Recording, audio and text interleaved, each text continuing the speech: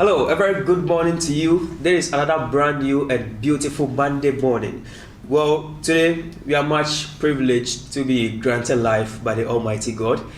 And we are here once again to review the major stories that's making headlines in the agricultural sector. Today we'll be speaking or touching on three major stories that are making headlines in the agricultural sector. And we hope that you also join in the comment section. If you're watching us on Facebook, kindly like and share this news review. And then if you're also watching us on YouTube, do well to subscribe to the YouTube channel. My name is Prince Opoku Dobe. We'll be coming back shortly after this break.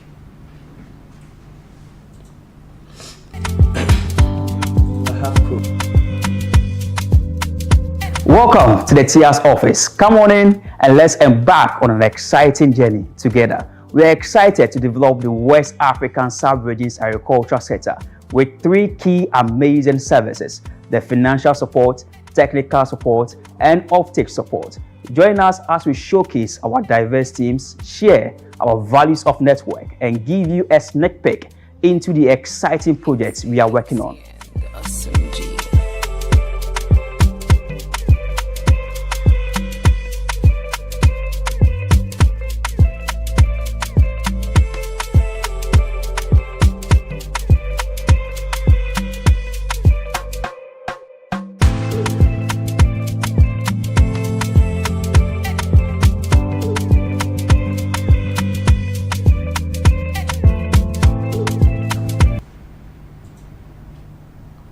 Alright, so welcome back from the short break. You are still watching the Agri-News review here on Agri-News TV. We are streaming live on Facebook. If you're also watching us on YouTube, kindly watch, subscribe to this YouTube channel. So I'll be speaking to my guest today. He's well versed in the agricultural sector.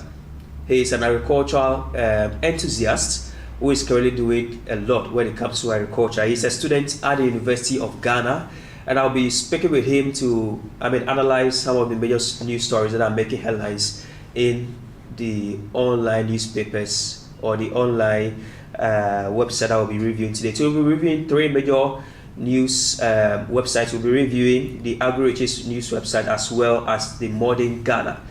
And we'll be talking about one striking information that has been made known by the Deputy Minister of Agriculture, that is in the person of Mr. Yafrimpong Addo. So he said that maize under the Planting for Food and Jobs has increased from 1.83 metric tons per hectare in 2016, and currently it has increased to 3.33 metric tons per hectare due to the Planting for Food and Jobs. So that's the first story that we'll be analyzing on this show. This program is brought to you by TIA's Group and KAIST. I'll be speaking to Enoch Bafo. So Enoch is an agricultural enthusiast. Enoch, you're welcome. Thank you. Yeah, thanks for coming to Agri-News TV. Yeah, so let's move on to the first story. I'll be reading what's making headline on that story. So it says that the Deputy Minister for Food and Agriculture in charge of crops, Mr. Yafrimpong Addo, has said the Planting for Food and Jobs program has contributed to transforming agriculture and agribusiness. He said, for example, that maize yield had increased from 1.8 metric tons per hectare in 2016 to 3.3 metric tons per hectare in 2022. I think that rice production has also increased under the Planting for Food and Jobs. Let me take one quote. It says, "We need to develop and promote innovative tools and equipment and adopt top-notch process and technologies necessary for industrializing and transforming our agribusiness sector." He was speaking at the Ghana Social Enterprise Forum in Accra on Thursday.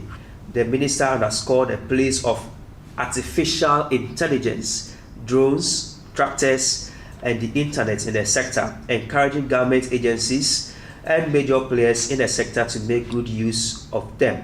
All right, so the minister is talking about the fact that maize has increased from 1.83 metric tons per hectare to 3.33 metric tons. That is almost a double of, actually a double of that. And then there is about 0.33 on it.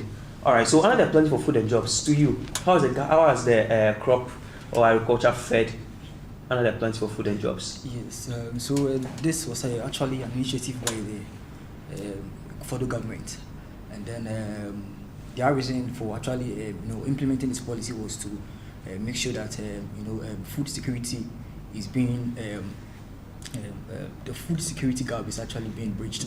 Okay. And then it also serves as a source of employment for both graduates and then non-graduates. Okay. Can you speak out for us? Yeah, sure. So with the increment from the 1.8 metric tons to the 3.3 metric tons, we have seen a significant improvement in the agricultural sector, because we know agriculture is actually the backbone of this economy. And then with the use of AI and then advanced technologies, that has actually contributed to the larger portion of this quantity of maize being produced and then rice. Okay. Yeah. So I think the initiative is actually good, and then the government was also able to contact researchers, scientists, and then technology experts who actually brought in all these ideas, and then the agricultural sector is actually booming. Yeah. So you believe that the agriculture has really fared well under the Planting for Food and Jobs initiative? Yes. Okay. Yes, I mean, the minister made mention of the fact that we need to develop and promote innovative tools and adopt top-notch products and technologies. All right. So to you as a country, are we well prepared, or are we well versed in adopting technology on the farm? Yes, because we have education being organized on such about the use of farm tractors, and then implement the use of AIs in our AIs in our AI. Yes, Okay. AI in our agricultural sectors, such as the GPS sensing, the satellites, and then UAVs, and then amongst others. So let's say when someone actually wants to go into a crop production, there is a tool or equipment which can actually make the person test the pH of the soil, so that they can know the kind of crop that they actually want to grow. So technology has actually been an innovative way of solving most of our problem in the agricultural sector, because we are not using the cutlasses and then the hoes anymore, as compared to those ancient time. The use of technology has actually been helpful. Yeah. So so going forward, we will still want people to bring up innovative ideas, so that we can actually employ in more advanced technologies into our agricultural sector. Okay. Yeah. So I mean, there is for maize, but when we come to rice, I mean, the country is really wanting to do well when it comes to rice production. For example, the Ghana Irrigation Development Authority is working, I mean, with some developmental partners like Quaker and JICA to improve rice production in the country. And there have been some partners that have been signed by organizations. And then we have the China Africa Research Partner Institute, which is to make Ghana the hub for rice production. The ideology is that, or the aim of some of these partnerships, is that we want to make sure that Ghana becomes the hub of rice production in Africa and subsequently in the world as well.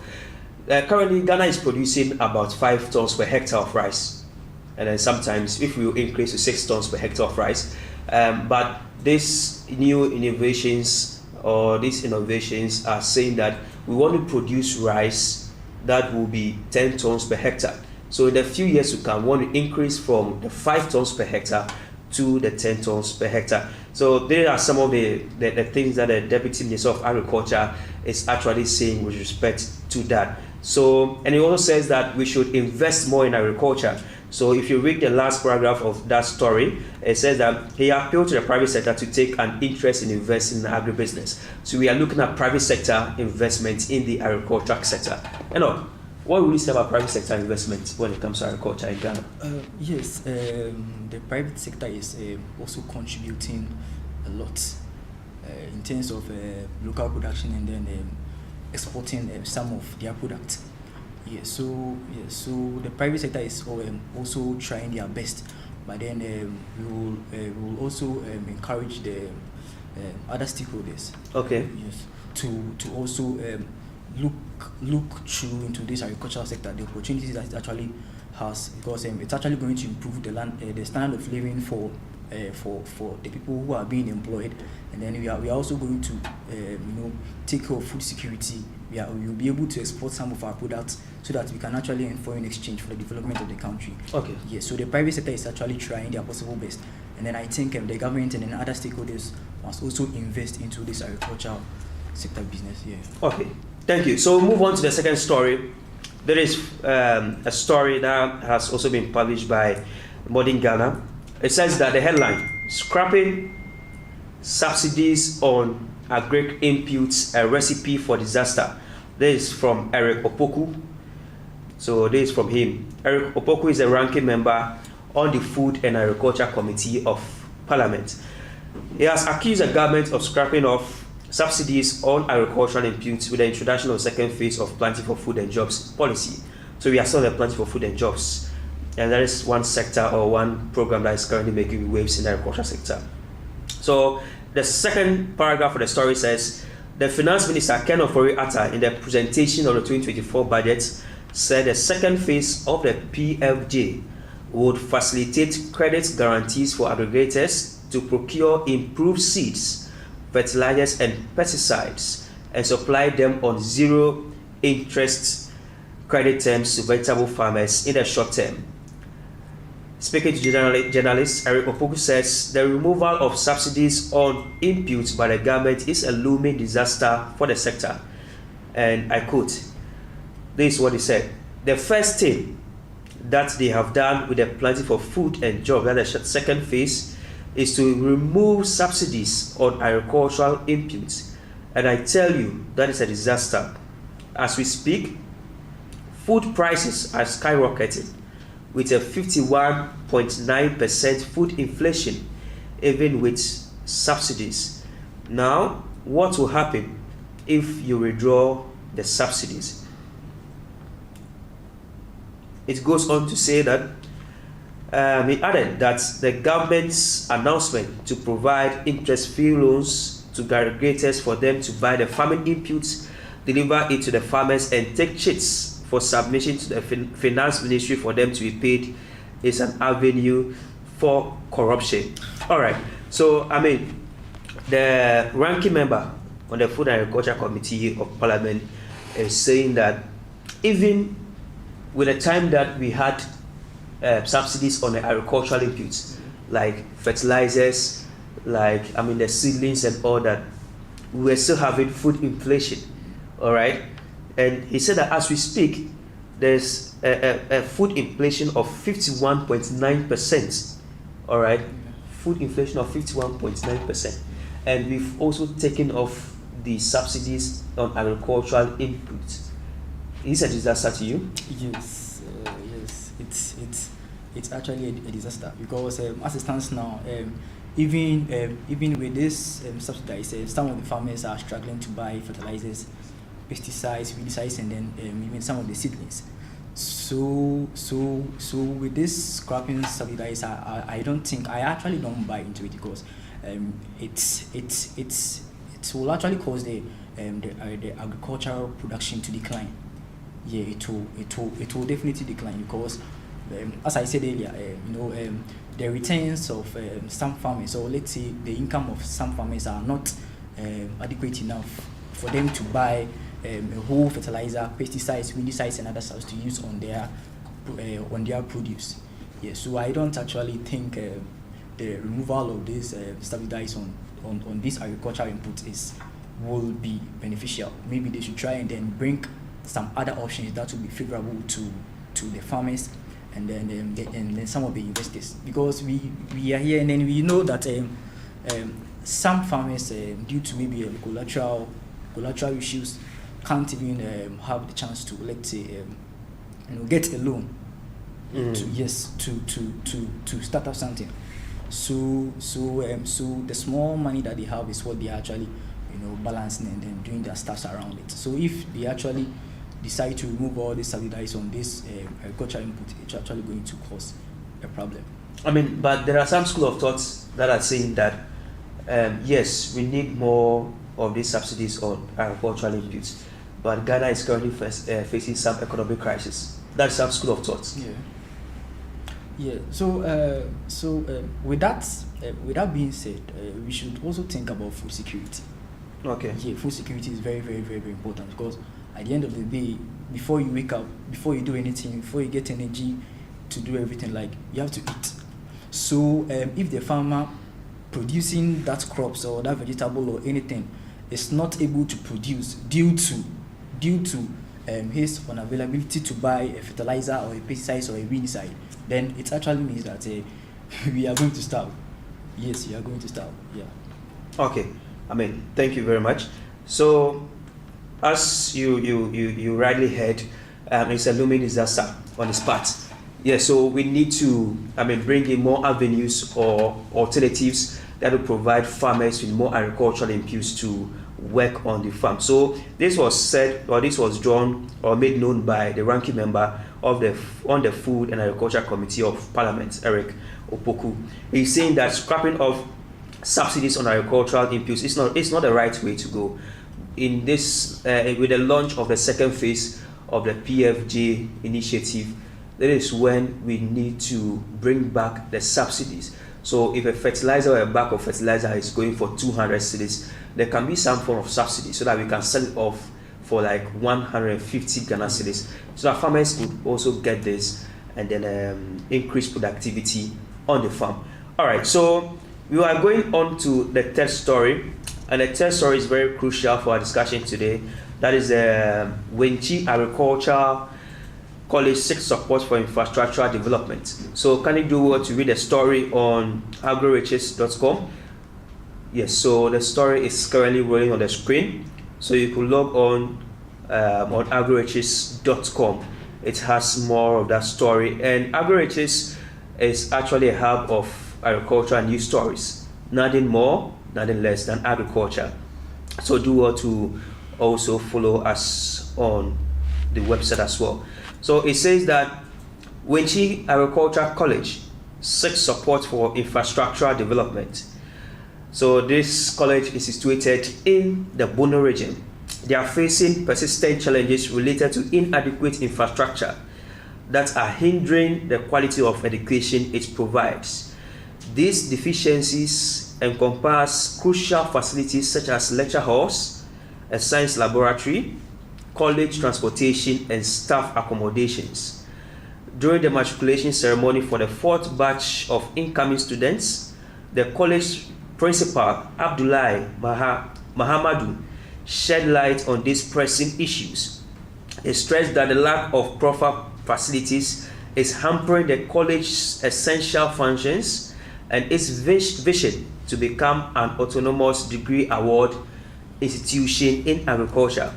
And I quote him, "We need to address the infrastructure deficits urgently as we aim to evolve into a degree awarding agriculture institution in the near future. This will empower our youth to acquire credible knowledge in general agriculture." So this was made during the matriculation ceremony. This is one of the best and promising agriculture colleges we have in Ghana. They are currently offering a diploma certificate course, and they want to move into a degree awarding institution, but they are lacking infrastructure. Yes. You know, when you go to University of Ghana, we have the infrastructure, we have the laboratory for science, for soil scientists to learn and all that. But with this institution, they lack even lecture halls. They are lacking, so they can't take the number of students who are to go into that institution that particular year. All right. So this is an issue that has been made known or has been drawn by the institution. So to you, are we not paying attention to agriculture? Will you say we are not paying attention to agricultural development in this country? Somehow, but I can't really see that we are not paying much attention, because the government is trying its possible best. An example was what we just saw, the planting for food and jobs, the phase 2, and then I learned there is also a youth in agriculture project. Okay. So now we let's move into the infrastructure deficits. Yes. We are talking about here. Yes. For the Wenchi. Yes. Let's talk about that. Yeah. Sure. So with this being said, I think those students that will actually be graduating are the ones who are actually going to be the ones to stand out, and then make sure that advocate for the food security, and then amongst others, all things actually related to agriculture. Yes, so we actually have to invest more into the infrastructure in terms of their boarding facilities, their laboratories, and then amongst others. Yeah, so I think the government should take a look at all those things and then infrastructure, so that they can also bring out their best and then do the best for the nation's development. Yeah. Okay. Will this hamper the development of agriculture in Ghana if we don't invest in these institutions? Yes, definitely, because they won't have the right materials or the right tools to actually, to learn more. Yes, they won't have. Yes, they won't have it. And then I think we have almost 7 or 6 agricultural colleges here in Ghana. And then yes, so as I'm saying, like we have to invest more into them, because day in, day out, we actually need food to survive. Pharmaceutical industries, cosmetic industries actually need raw materials from agricultural produce. Yes, so we have to make sure that like they get infrastructure, they get everything, so that they can actually bring the best out of the students, so that when they come out, they can also be agribusiness, agripreneurs, so that they can also help in the nation's development. Yes, that's okay. So, I mean, when you read a story, the 5th paragraph, it says that in regard to the incoming students, it shared that the college has admitted 166 young men and women for the 2023-2024 academic year. These students will be pursuing a 2-year certificate program in general agriculture and 1-year vocational training in agriculture. Emmanuel Afo, the Winchi Municipal Director of Agriculture, encouraged the incoming students to dedicate themselves to their studies with the goal of becoming successful agricultural extension officers and entrepreneurs. Now, I mean, he's saying that the students should dedicate their time, they should be committed to learn to become successful agricultural extension officers and entrepreneurs. But here we are lacking, the infrastructure. Yes. So how do you say that, okay, I've brought you to an institution to come and learn, but now we are deficits. We don't have the lecture halls. Yes. We don't have the laboratories. I mean, if let's say I need the time 1 hour to be in a lab to learn about soil science and all that, because of the infrastructure deficits and the number of students we have there, I mean, the time will cut short to say 30 minutes. 30 minutes, yes. So, I mean, do you think that we could be able to bring the best out of the students, as you are saying? Yes, not at all. As I said earlier, for the nation to develop, we actually have to invest into individuals, because when we actually invest into individuals, their standard of living, and then their standard of living in terms of production, income, and then everything is let's say is very manageable. And then with this, we can see the nation actually developing. So we just have to invest into these schools, which have which have such brilliant students who actually are very, very, very much concerned about food security. Yes. So as I said earlier, like we have like the government needs to make sure that all those demands that the college is actually in need of, we have to get things done for them, so that they can actually bring the best out of them. Okay. So one of the critical things they also need is staff accommodations. I mean, you would have some lecturers coming all over from other countries to teach. Yes, it could be other countries or other regions to teach these students, and they also need accommodations as well. So if you're watching us, we've reviewed 3 stories so far. So wherever you are, take note of these 3 headlines that is making waves on the websites. The first one is maize yield increased from 1.83 metric tons per hectare in 2016 to 3.33 metric tons per hectare due to planting for food and jobs. You can get this full story on modernghana.com. The second story was scrapping subsidies on agric inputs, a recipe for disaster. This is by ranking member on the Food and Agriculture Committee of Parliament, Eric So this is also on Modern Ghana. And then this last story reviewed was Winchi Agricultural College seeks support for infrastructure development. So this on Agri-Rich's website. Agri-Riches provides you all the relevant news when it comes to agriculture. So you get a full story there.